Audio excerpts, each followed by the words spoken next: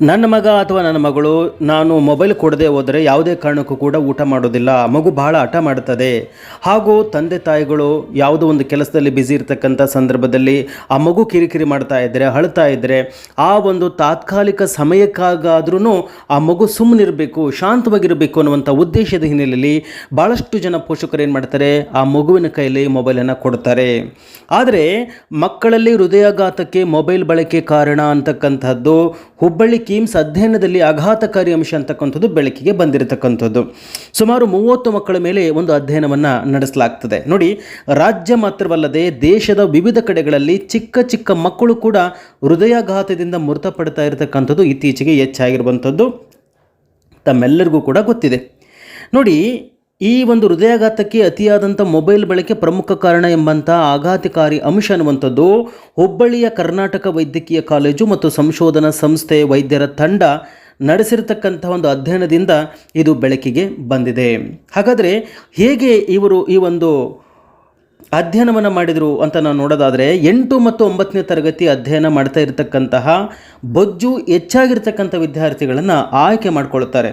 ಆಯ್ಕೆ ಮಾಡ್ಕೊಂಡ್ಬಿಟ್ಟು ಅಧ್ಯಯನವನ್ನು ನಡೆಸ್ತಾರೆ. ಆ 30 ವಿದ್ಯಾರ್ಥಿಗಳ ಮೇಲೆ ಮೊಬೈಲ್ನಲ್ಲಿಯೇ ಹೆಚ್ಚು ಸಮಯ ಕಾಲ ಕಳೀತಕ್ಕಂಥದ್ದು ಮತ್ತು ಜಂಕ್ ಫುಡ್ ಸೇವನೆಯು ಮಕ್ಕಳ ಆರೋಗ್ಯವನ್ನು ಕಸಿದುಕೊಂಡಿರತಕ್ಕಂಥದ್ದು ಅಧ್ಯಯನದಲ್ಲಿ ಪತ್ತೆ ಆಗಲಾಗಿದೆ.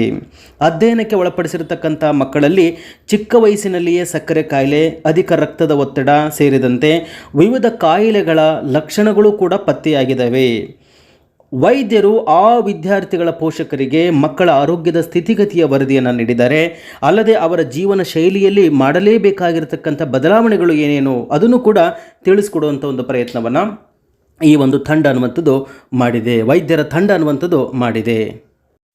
ಇನ್ನು ಅಧ್ಯಯನವನ್ನು ಹೇಗೆ ಮಾಡಲಾಯಿತು ಅಂತೇಳ್ಬಿಟ್ಟು ಅದರ ವಿವರಣೆ ನಾನು ನೋಡೋದಾದರೆ, ಧಾರವಾಡ ಜಿಲ್ಲೆಯ 6 ಶಾಲೆಗಳ 8 ಮತ್ತು 9ನೇ ತರಗತಿಯಲ್ಲಿ ಓದುತ್ತಿರುವ ತೂಕ ಹೆಚ್ಚಿರುವಂತಹ ಸುಮಾರು 30 ವಿದ್ಯಾರ್ಥಿಗಳನ್ನು ಆಯ್ಕೆ ಮಾಡಿಕೊಳ್ಳಲಾಗಿತ್ತು. ಈ ಪೈಕಿ 26 ವಿದ್ಯಾರ್ಥಿಗಳಲ್ಲಿ ಅಸಹಜ ಲಕ್ಷಣಗಳು ಕಂಡುಬಂದಿವೆ. ಅಲ್ಲದೆ ಬಹುತೇಕ ವಿದ್ಯಾರ್ಥಿಗಳು ಚಿಕ್ಕ ವಯಸ್ಸಿನಲ್ಲಿಯೇ ಸಕ್ಕರೆ ಕಾಯಿಲೆಗೆ ತುತ್ತಾಗಿದ್ದಾರೆ. ಅಧಿಕ ರಕ್ತದ ಒತ್ತಡವನ್ನು ಕೂಡ ಎದುರಿಸ್ತಾ ಇದ್ದಾರೆ.